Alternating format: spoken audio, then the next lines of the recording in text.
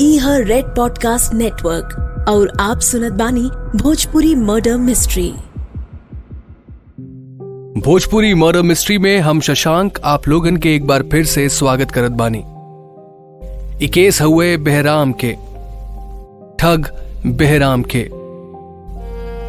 अब तक आप लोग सुनली कि केस उस जमाना के हुए जब अंग्रेजी सरकार गुलाम भारत में पुलिस डिपार्टमेंट स्थापित कर चुकल रहे। खबर आइल के दिल्ली, भोपाल, ग्वालियर के रास्ता से निकले वाले व्यापारी एक एक करके गायब होत हुए। धीरे धीरे और लोगन के गायब होके के रिपोर्ट्स आइल, जेवना में तवायफ, पुलिस अधिकारी, यात्री, चार धाम के यात्रा पे जाए वाले श्रद्धालु, फौजी और कई अंग्रेजी अफसर भी शामिल रहले। अंग्रेजी हुकूमत में खलबली मच गईल रहे। 5 जासूसन के इन्वेस्टिगेशन खातिर भेजल गईल तो उहो लापता हो गईले। फिर पुलिस के एगो टीम बंदूक लेके ई ठगन के पीछे गईल और उ लोग भी वापस ना आइले। ई सबसे परेशान होके 1809 में ब्रिटेन से विलियम हेनरी स्लीमन नाम के एगो ऑफिसर के बुलावल गईल और ई मामला के जांच करे के कहल गईल। अब आगे सुना।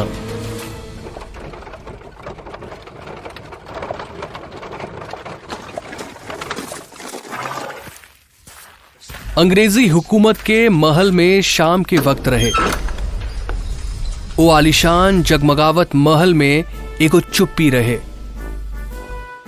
वहां अंग्रेजी हुकूमत के कुछ बड़ ऑफिसर, इंडियन रॉयल फैमिली के कुछ लोग और ब्रिटेन से आयल कैप्टन विलियम स्लीमन मौजूद रहले और इंग्लिशमैन वाले अंदाज में शराब पियत कुछ ऐसन बात भइल। Captain Sleeman, lad, I've heard quite a lot about you. Well, thank you, sir. I hope what you have heard is good and reason enough for me to come down here and catch one of these Indian gangs. It is not just a gang. It's a pain in a place I can't tell you. Never mind. Tell me, Captain, what are the chances that you can catch the gang behind this absurd disappearance of people? I shall do my best, sir. I do want to give something to you. This is a list of people and things that I would need. I sincerely hope you can get these for me. Not a problem. We will get you what you need. Just put an end to this. Find out if people are being held or murdered. And if they're dead, then where the hell are the dead bodies? Captain Sleeman जानत रहले कि उनकरा के कवनो Indian gang के पकड़े खातिर बुलावल गईल हुए। ड्रिंक्स पे बात करत उनकर सीनियर अधिकारी उनसे पूछे ले कि का वो काम कर पाई हैं, जेकरा जवाब में स्लीमन उनकरा के एगो लिस्ट थमा देले, जेवना में कुछ लोगन के नाम रहे और ऊ चीजन रहे जेकर ऊ लोगन के जानत रहे। सीनियर अधिकारी कहले कि उनकर एके सब कुछ मिल जाई, लेकिन उनकरा के ई गैंग के पकड़े के बा और साथे इहो पता लगावे के बा कि ऊ लोग जवन गायब हो जात रहले ऊ कहाँ हुए।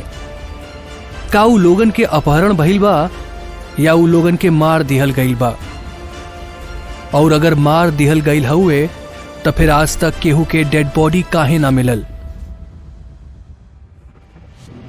ई बात कई लोगन के परेशान करत रहे। लापता लोगन के परिवार वालन के उम्मीद रहे कि शायद अंग्रेजी अफसर उनकर आपन के खोज दी हैं। विलियम स्लीमन एगो बेहतर ऑफिसर रहले। 8 अगस्त 1788 के उनकर जन्म कॉर्नवॉल, ब्रिटेन में भइल रहे। बतावल जाला कि स्लीमन भारत आए के बाद हिंदी उर्दू भाषा के अहमियत के समझे लें और फिर दोनों भाषा के सीखे लें। कुछ समय में स्लीमन हिंदू उर्दू बोले और लिखे में माहिर हो गई ले। विलियम स्लीमन एगो परफेक्ट मैच रहले उठक खातिर जवन लोगन के गायब करत जात रहे। शायद स्लीमन से बेहतर और केहू ना रहे बहराम ठग के पकड़े खातिर। अब इतिहास लिखल जात रहे। बहराम ठग वर्सेस विलियम स्लीमन। के जीते वाला रहे। केहू की बात ना मालूम रहे। जवने इलाका में से लोग गायब होत रहले उ रास्ता के स्लीमैन मुआयना करेले। फिर वो ऑर्डर देवेले कि जबलपुर और ग्वालियर के मेन हाईवे के आसपास वाले जंगल के काट दिहल जाए। अक्सर ठग और लुटेरा यही जंगल में छुप जाले और उ यह जगह से वार करले जवन की सबसे आसान पड़ला। स्लीमैन के ऑर्डर के पालन कइल गई और जंगल कटवावल गई। स्लीमैन के ई पहला कदम से उ ठग लोगन के काम तनी मुश्किल हो गई। स्लीमैन के आपन जांच में मालूम भइल कि ठग बहुते काबिल हुए। इन्हनी के भेष बदलल, अलग एरिया के भाषा बोलल और हथियार चलावल बखूबी आवत रहे। स्लीमैन की बात समझ में आ गई रहे कि उनकरा से पहले आइल 5 जासूस ई केस काहे ना सुलझा पावेले। स्लीमैन ब्रिटेन से कुछ जासूसन के आमंत्रित कैले और फिर उन्हनी के काम सौंपल गईल कि चोरी छुपे चाहे जैसे भी हो ई ठगन के बारे में जितना हो सके उतना जानकारी मालूम कर। धीरे धीरे जानकारी के एगो भंडार इकट्ठा हो गई। स्लीमैन के मालूम भइल कि ठग एगो गिरोह के हिस्सा हुए। गिरोह में करीब 200 लोग हुए और ये 200 के 200 लोग ठग हुए। इन सब ठगन में से जवन सबसे बड़ ठग हुए वो हुए बहराम। बहराम उनका लीडर रहे और सबसे ज्यादा शातिर। बहराम के बारे में कुछ और जानकारी भी हासिल भइल। बहराम मध्य प्रदेश में पैदा भइल रहे, उहे जगह जवन स्लीमैन आपन हेडक्वार्टर बनावे ले। 16 साल के उम्र में बहराम के ठगन के दुनिया के हवा लाग गईल। सईद आमिर अली ठगन के साथ काम करत रहे और आज जात मुसाफिरन और व्यापारियन के लूटत रहे। कहल जाला कि आमिर अली के मुलाकात जब बहराम से भइल तो बहराम के देखते समझ गईल रहे कि 16 साल के लइका आपन उम्र से बड़ काम करी। गैंग में शामिल होखला के बाद बहराम तेजी से सीढ़ी चढ़ल।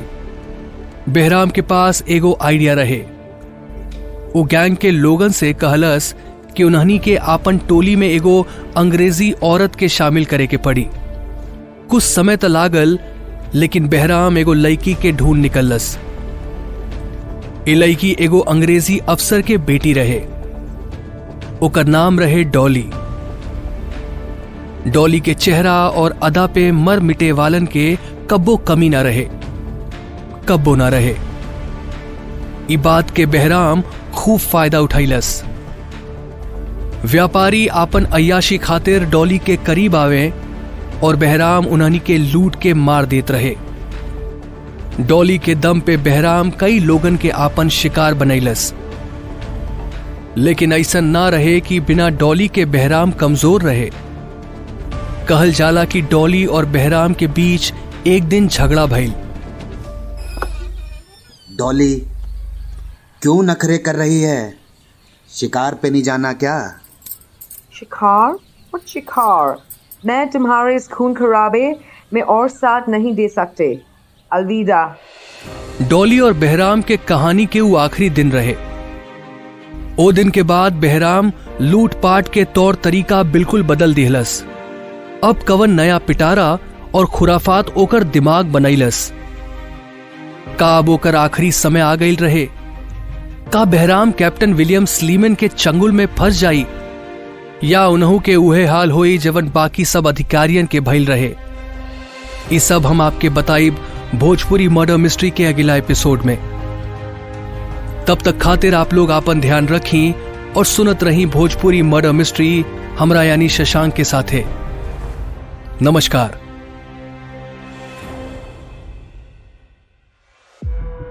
यह रेड पॉडकास्ट नेटवर्क और आप सुनत रहनी Bhojpuri murder mystery, narrated by Shashank, written by Dhruv Law, Bhojpuri adaptation by Vinay Maurya, audio design by Satish Chandra, creative direction by Dhruv law.